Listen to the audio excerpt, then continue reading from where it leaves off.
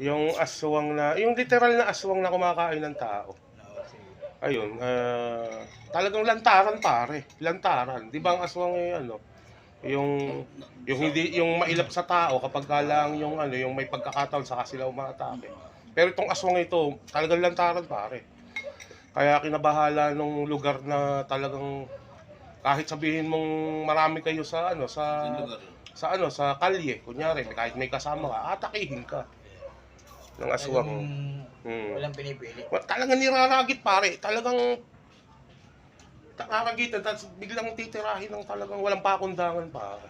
Buhay iangat yung Oo. yung inusenting Isang araw, Oh, nagkaroon ng ano, ng parang pagpupulong sa plaza. Nagkaroon ng pagpupulong. Maraming tao. Yung aswang, parang nailang. Kasi maraming tao. kaya ka ba ba? Ginawa ng aswang inabangan. Hinintay na Ako ng lolo. maghiwa-hiwalay yung mga tao, magsiuwi ng bahay. Eh di yun na nga, yung pagkakataon na yun, nag-uwian na yung ibang tao.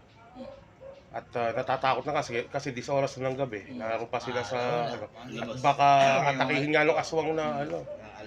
Eh may isang taong naglakas loob. Aba, eh biruin mo bigla ba naman nung nakita ng aswang na may pagkakataon na siya? Talagang sinursur niya, yung talagang todo buwelo, kumbaga parang 120 km/h, yung pagsugor na gano'n. Ayun, sinugor niya, binangga.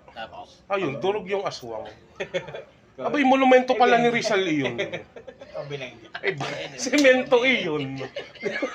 Kaya kalay taong ano,